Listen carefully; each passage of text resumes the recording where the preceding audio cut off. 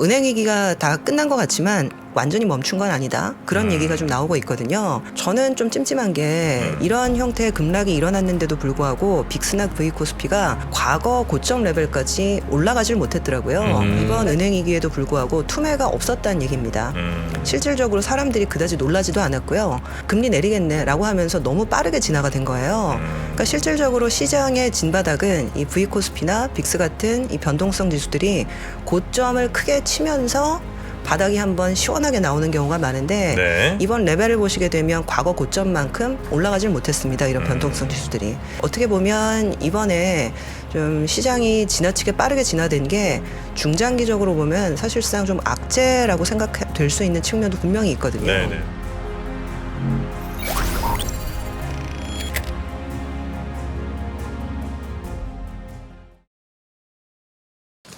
네. 자, 좀 더 깊이 있는 이야기 나눠보도록 하겠습니다. 신영증권의 박소연 부장님 어서 오십시오. 네, 안녕하십니까? 네, 반갑습니다. 우리 명민준 앵커는 처음 보시나요 혹시? 아, 네, 처음 뵙습니다. 아, 그렇습니까? 네. 아주 또 이 경제 콘텐츠로서 굉장히 또 한 10년 이상 경력이 또 있는 친구입니다. 더 열심히 하겠습니다. 잘 좀 부탁드리겠습니다. 박소연 부장님은 몇 년 차세요? 아, 저요? 그런 거 아니 뭐 궁금하니까. 아, 어느 정도 경력? 네, 경력이 한 20년 넘으셨죠? 네, 제가 2001년도에 네. 뭐 대학 졸업하고 시작했으니까 네. 네, 한 20년은 좀 넘은 아유, 것 같습니다. 엄청 네. 동안이시네요. 저 한 3년 차 됐을 줄 알았는데. 이것도 얘기가 많이 나오긴 했습니다만 그 실리콘뱅크 은행 그 상황에 대한 진단부터 한번 좀 짧게 하고 넘어가면 어떨까 싶습니다. 네, 뭐 이게 저희는 시스템 리스크로 가지는 않을 거라고 보고 있거든요. 네. 근데 약간 이게 사태의 진행 방향을 보면서 저는 좀 가두리 양식장 같다라는 느낌을 좀 받았어요. 그러니까 이게 어떻게 보면 이게 위기로 더 전염되면 안 되니까 네. 무조건 막고 있죠. 그래서 이제 뭐 뱅크 텀 펀딩 프로그램 같이 돈을 좀 꿔줘서 은행들이 이제 싸게 빌려갈 수 있도록 또 도와주고요.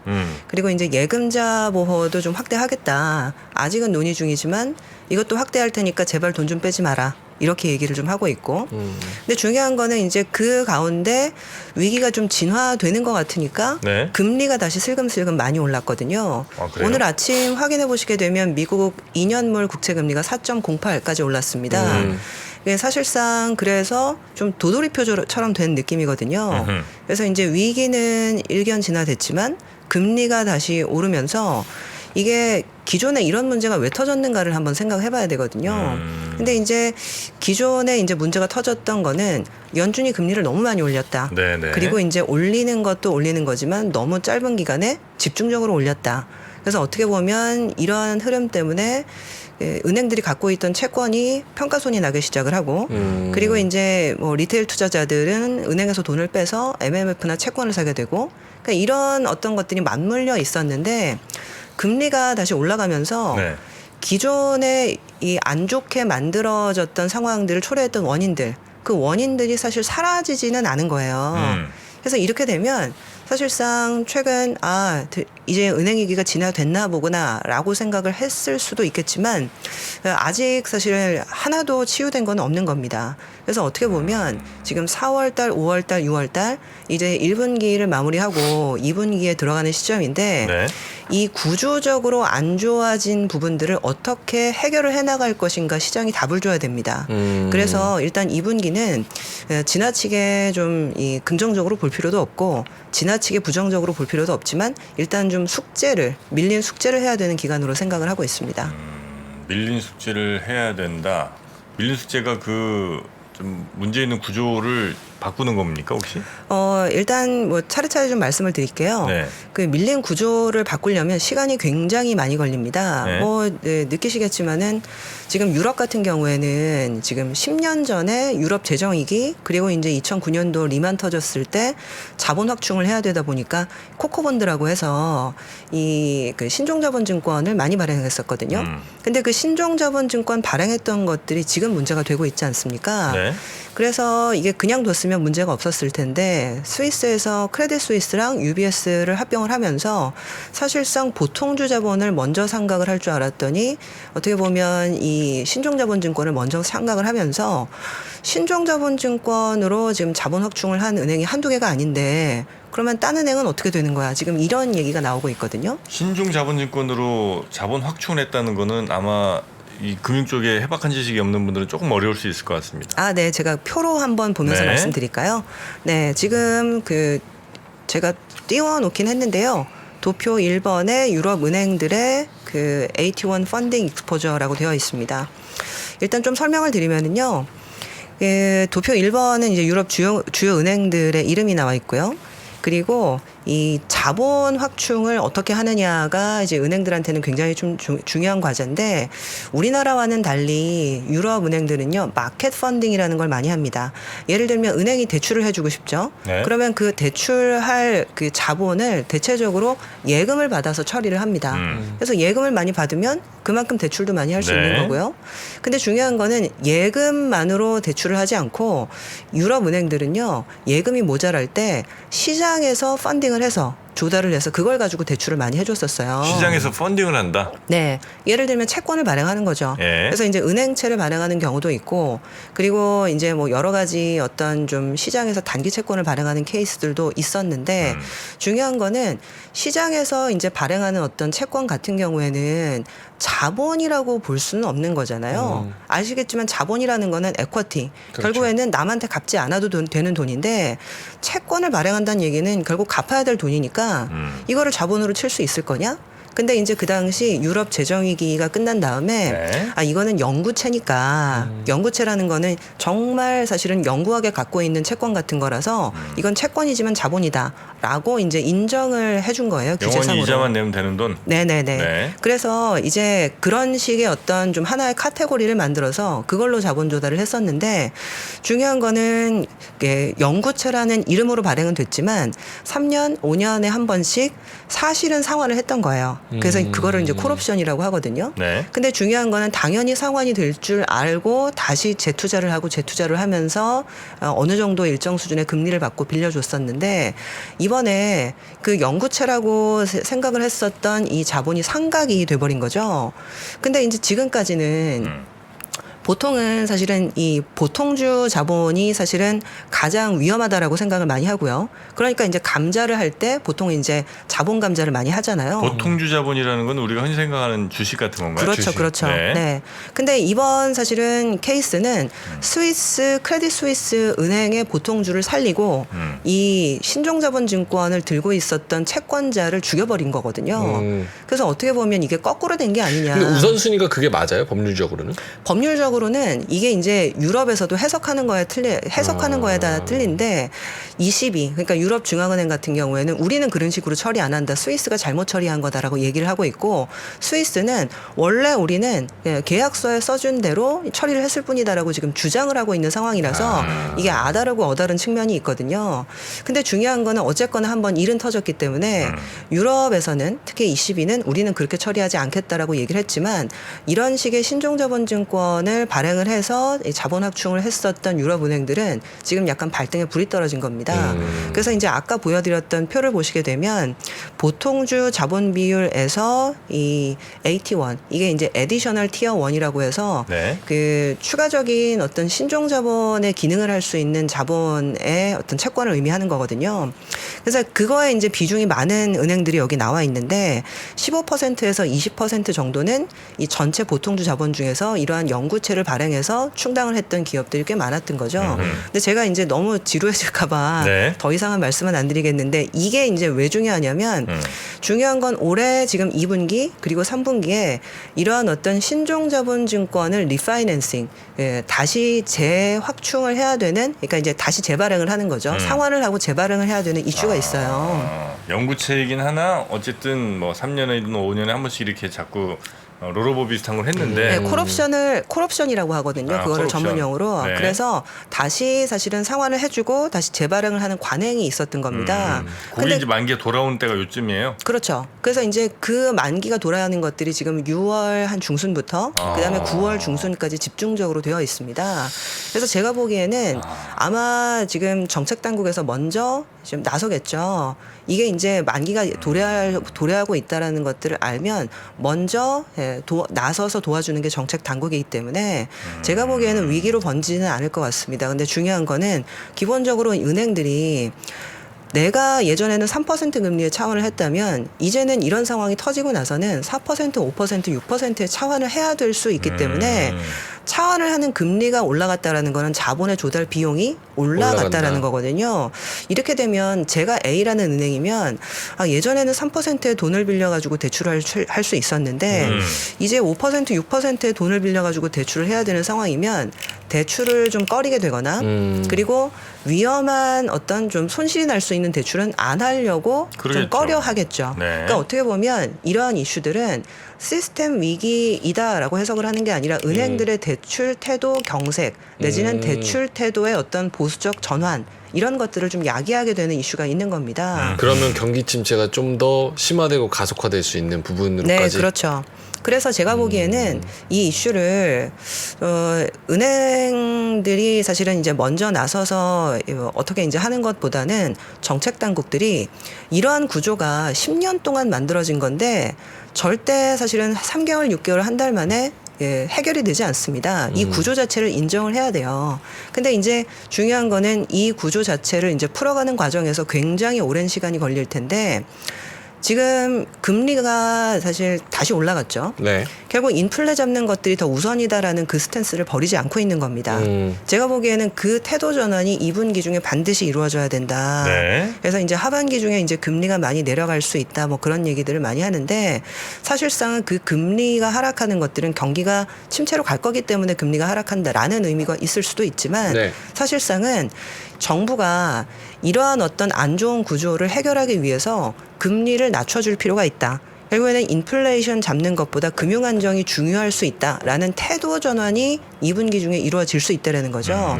그래서 2분기 중에 저는 이러한 어떤 방금 말씀드렸던 신종자본증권의 어떤 차원 문제들 유럽은행들의 이런 이슈가 하나의 그러한 전환점을 만들어주지 않을까.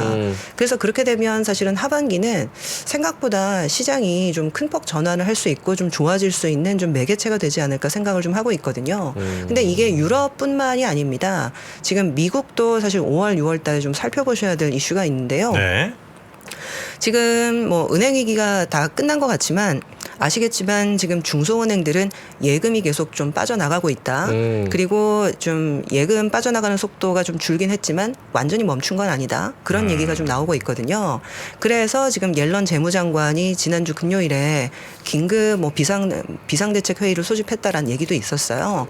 아마 거기에서 나온 얘기는 예금 보장을 확대하는 얘기겠죠. 지금 우리나라도 5천만 원에서 1억으로 지금 예금자 보호를 확대하겠다라는 얘기를 좀 하고 있는데 중요한 건 미국의 지금 은행법상 예금자 보호를 확대를 하려면 국회 통과가 반드시 필요합니다. 네. 그러니까 이 예금자 보호 확대라는 게 전 은행으로 전면적으로 확대되려면 그러한 어떤 의회 승인 전차가 반드시 필요한 거예요. 근데 중요한 거는 작년에서 올해로 넘어가면서 중간 선거에서 하원의 다수당이 공화당으로 바뀌었죠. 네. 근데 미국은 내년에 대선이 있단 말이죠. 그래서 공화당은 이것을 정치적인 쟁점화를 시키고 싶어 합니다. 그래서 이제 공화당 입장에서는 지금 사실 민주당이 잘못했기 때문이다. 5월달, 6월달에 어떤 이슈가 또 하나 있냐면 이 예금자 보호를 확대하는 것 플러스 부채 한도 상한을 해야 되는 이슈가 또 있거든요.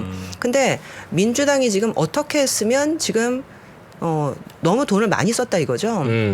어떻게 했으면 이렇게 빨리 또 부채 상환을 해야 되느냐. 그리고 예금자 보호를 확대하는 것조차 사실은 뭐를 해줘드릴 수 있다. 국민의 혈세를 좀 펑펑 쓰고 네. 이것이 어떻게 보면 민주당의 어떤 좀 정치적 과오 때문이다. 이렇게 이제 해석을 하고 싶어 하는 것이 지금 공화당의 논리거든요.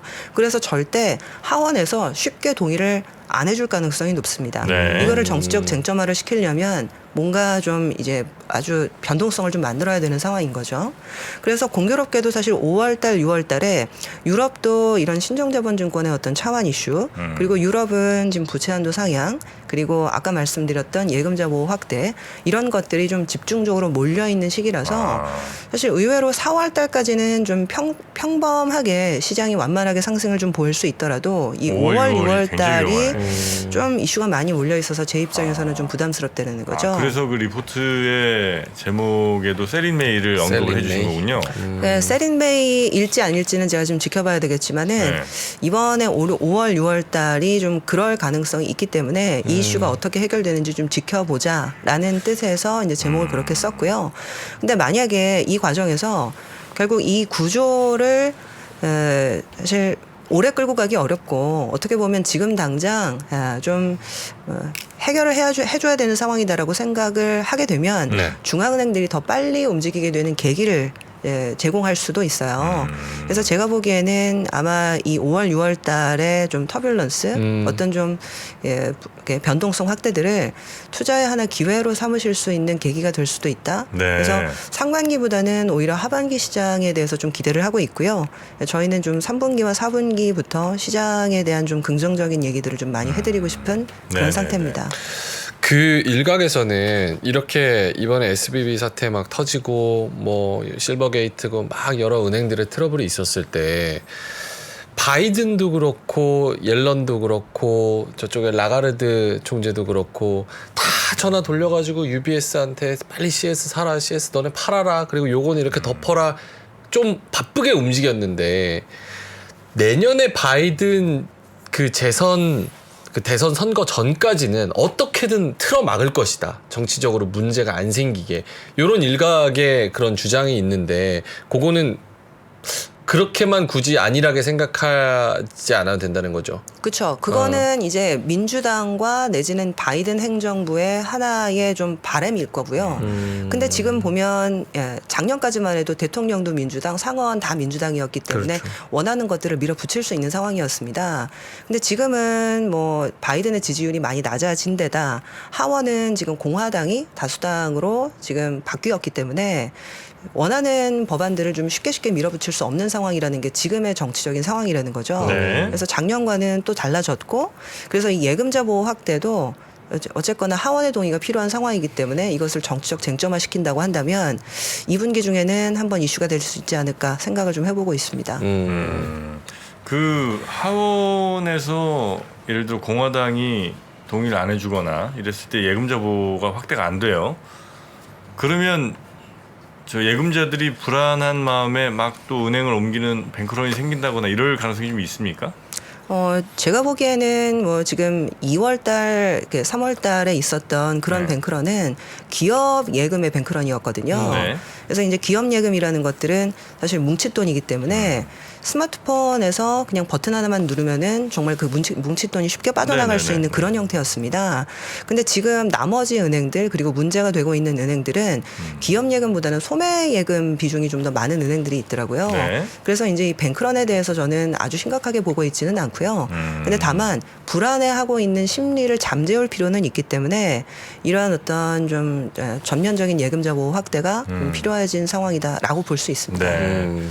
그래서 우리 부장님께서는 하여튼 4월까지는 약간의 랠리도 올 수 있고 시장이 괜찮을 수 있으나 아마 5월과 6월쯤엔 큰 출렁임 같은 게 이런 있을 수 이슈들로 인해서 네. 올 가능성이 좀 높다. 사실상 아까 제가 2년물이 지금 4.08%까지 금리가 올랐다 말씀을 드렸는데 네. 지금 10년물 금리가 지금 한 3.5% 그리고 30년물 금리가 3.7%라서 장단기 금리 차가 여전히 많이 벌어져 있거든요. 근데 이 장단기 금리 차가 벌어져 있다라는 거를 경기 침체의 어떤 징후다 뭐 그런 식으로 해석을 했는데 이걸 사실 원론적으로 놓고 보게 되면 2년물은 단기잖아요. 네. 그러니까 단기로 차입을 할 때는 4% 이상의 금리를 줘야 되는 겁니다. 근데 통상적으로 부동산이든 내지는 어떤 뭐 채권이든 MBS든 자산에 투자를 할 때는 10년물, 30년물 장기 자산에 투자를 하게 되거든요. 그러면 높은 금리에 빌려서 낮은 금리에 투자하는 그 구조가 여전히 지금 유지가 되고 있는 거거든요. 네. 연준은 이걸 바꿔줘야 되는 겁니다. 그래서 사실 제가 기준점으로 삼고 있는 게 2년물 금리가 최소 30년물과 10년물 금리 수준까지는 낮아지게 되면 일단 시장 리스크가 어느 정도 해소됐다라고 볼 수 있다. 근데 최근 그 은행 리스크가 터졌을 때 초반에는 그런 흐름들이 약간 보였었거든요. 근데 이게 급속 진화가 되다 보니까 다시 2년물 금리가 올라가서 장단기 금리 차가 다시 벌어졌습니다. 그러면 이 단기로 조달을 해가지고 장기에 투자하는 이 장단기 미스매치가 네. 하나도 해소가 안 됐다라고 보시는 게 맞습니다. 그렇기 때문에 아직까지는 연준의 태도 변화나 이런 것들을 좀 기다려야 되는 좀 과정들이 남아 있다 말씀드리겠습니다. 네네네. 아, 이거 어떻게 5월 오기 전에 4월 좀 장 괜찮을 때 싹 정리 한번 할까요? 네, 4월장을 한번 봐야 될 것 같고요. 네. 제가 말씀드렸던 것들은 하나의 이제 가정이니까 가정입니까? 이런 부분들이 지금 해결됐는지 내지는 해결되지 않았는지를 보시면서 판단하셔도 좋을 것 같고요. 어쨌거나 이제 5월달, 6월달 유럽과 미국에 좀 이슈들이 그거 많다라는 좀 거를 살펴보면서 생각해 주시면 좋을 것 같습니다. 우리나라랑 미국이랑 금리 격차도 좀 많이 벌어지고 있죠. 네, 많이 벌어졌죠. 뭐 미국은 올해 지금 계속 올리고 있고 네. 한 번 정도는 더 올릴 수 있다라는 얘기가 있기는 근데 우리는 안 올릴 것 같고. 네, 우리는 사실 못 올리죠. 못 올리고. 경제 펀더멘탈이 미국과는 다르기 때문에 네. 우리나라는 지금 동결 그리고 연말에는 한 인하? 번 정도 인하할 수도 있다라는 얘기가 나오고 있습니다. 괜찮습니까? 이 정도 벌어지는 거는? 아, 이게 사실 한국은행 총재께서도 그런 말씀을 하셨는데요. 네. 이게 이제 예전에 우리나라가 달러를 좀 못 벌고 외환 보유고가 적었을 때 그리고 단기 외화 부채가 많았을 때는 이 정도로 지금 금리가 벌어지게 되면 반드시 자본 유출이 발생을 해요. 그러면서 안정성에 영향을 주게 됩니다. 네. 근데 지금 같은 경우에는 우리나라가 외환 보유고도 4천억 이상 그리고 실제 외화 자산을 많이 보유하고 있는 상황이기 때문에 배당과 내지는 채권 이자가 때때마다 들어오거든요. 네. 그래서 지금은 예전만큼 걱정할 상황은 아니다라고 보고는 있는데 지나치게 벌어지게 되면 자본 유출의 우려가 있기 때문에 관리하는 차원에서 우리나라도 금리 인상을 했다라고 보시는 게 맞겠죠. 네, 알겠습니다. 아, 며칠 전에 네. 승진하신 것 같던데 이사님으로. 아유, 근데 네. 박소연 부장님 혹은 박소연 이사님 승진이 더 이상 의미가 없으시더라고요. 왜요? 아니 뭐 사실상 거의 뭐 이제 경영자 급이시다 보니까 아, 경영자급. 네, 무슨 말씀이십니까? 더 이상 뭐 네. 예비 CEO. 진급하고 이런 게 큰 의미는 없는 것 같습니다. 알겠습니다. 네. 우리 저 박소연 이사님이 보고 계신 거는 이제 과연 그런 미국의 연준이라든지 아니면 정책 당국은 이 다가올 터뷸런스 다가올 이 이벤트들을 어떻게 이제 핸들링을 잘 하느냐 요걸 좀 우리가 지켜보면서 투자의 방향도 좀 결정하고 이렇게 좀 하면 되겠군요. 네네. 네. 4월까지는 열심히 놀겠습니다. 네. 단타나 뭐 이런 거 하면서. 근데 어쨌거나 이런 흐름들이 가장 좀 중요한 거는 네. 결국에는 연준은 승복을 해야 돼요. 그리고 ECB도 승복을 해야 되거든요. 근데 이렇게 되면 결과적으로는 아마 인플레이션은 못 잡게 될 겁니다. 저는 그게 가장 중요한 시사점이라고 인플레이션 보고 못 잡는 있거든요. 거. 근데 이제 인플레이션은요, 그냥 얄미운 친구처럼 생각을 해야 됩니다. 이거를 좀 무리하게 잡으려고 했더니 이렇게 시스템에서 사고가 터지는 거거든요. 그래서 그냥 어쩔 수 없이 그냥 데리고 가야 되는 얄미운 친구처럼 내 옆에 두고요. 이거를 관리하면서 가야 되는 상황일 거고, 저는 그래서 시장이요. 작년에도 제가 투자가 중요하다, 인플레이션은 생산이 중요하고 캐펙스가 중요하다 그런 말씀 드렸는데 1월 달에 잠깐 물가가 떨어지니까 이 디스인플레이션 컨셉의 주식들이 잠깐 올랐었거든요. 예를 들면 뭐예요? 디스인플레이션. 뭐 컨셉. 사실은 좀 뭐 IT 플랫폼이라든지 성장주라든지 뭐 일부 바이오 소비재. 네. 근데 2월 달부터 시장이 다시 바뀌었어요. 결국에 인플레이션을 못 잡는다라는 컨셉으로 이 캐펙스 뭐 2차 전지 그리고 지금 반도체 소부장 결국에는 이 공급망 투자를 확대하는 방향이거든요. 결국에는 통화 정책으로 인플레를 못 잡는다라는 것이 이번 은행 위기에서 나타난 가장 큰 시사점이기 때문에 결과적으로는 그럼 어떤 식으로 물가 잡아야 돼? 공급망으로 잡아야 돼. 라는 거거든요. 네. 그래서 최근 우리나라도 뭐 어제 보니까 디스플레이 관련해서도 지금 선단 투자를 뭐 강하게 하겠다. 정부에서도 발표가 좀 나왔었고 미국도 좀 과도하게 자기중심적인 정책 아니냐라고 얘기가 나오고 있지만 반도체 과학법 같은 것들 발표했고 그래서 좀 2차 전지, 반도체, 뭐 공급망 결국에는 좀 저는 이 캐펙스와 가치 주장이라고 생각을 좀 하고 있고요. 결국에는 이런 흐름들이 이러한 칼라를 더 강화해 나가는 좀 과정으로 생각을 하고 있습니다. 캐펙스와 가치주의 장이다. 지금 현재는 끝으로 지금 우리 시청자분들, 투자자분들이 제일 민감하게 봐야 될 지표 한두 가지만 좀 소개해 주시면 어떠겠습니다. 네, 저는 그 지금 빅스랑 그다음에 V코스피라고 해서 빅스랑 V코스피. 네, 변동성 지표를 한번 보셨으면 좋겠습니다. 네. 제가 왜 이거를 보시라고 말씀을 좀 드리냐면요. 네. 최근 지금 미국에서도 은행 때문에 급락이 있었고 유럽에서도 급락이 있었는데요.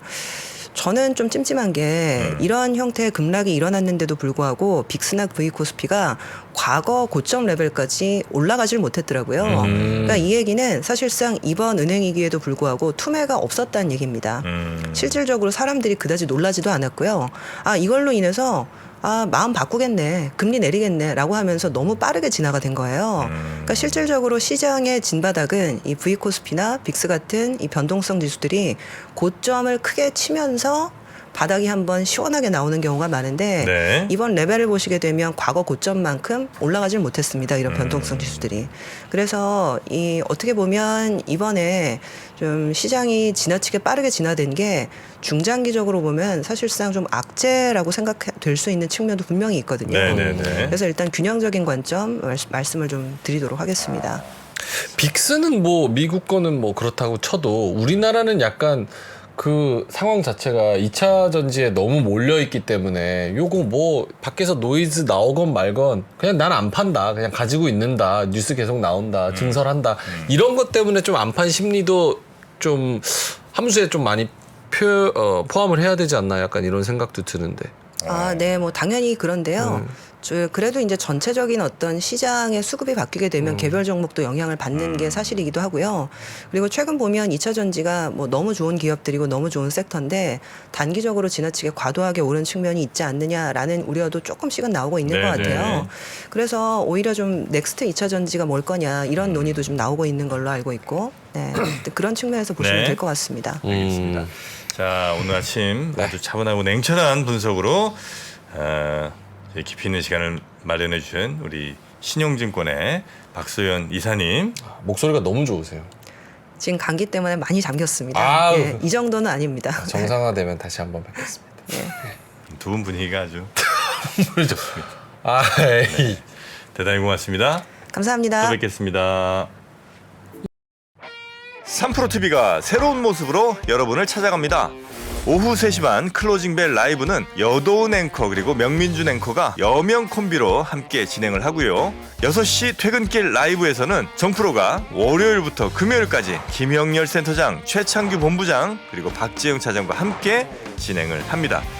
그리고 글로벌 마켓 전문가 이주호 앵커가 글로벌 라이브를 더욱 알차게 만듭니다. 2월 6일부터 새로워지는 3프로TV, 다시 한번 많은 관심 부탁드립니다.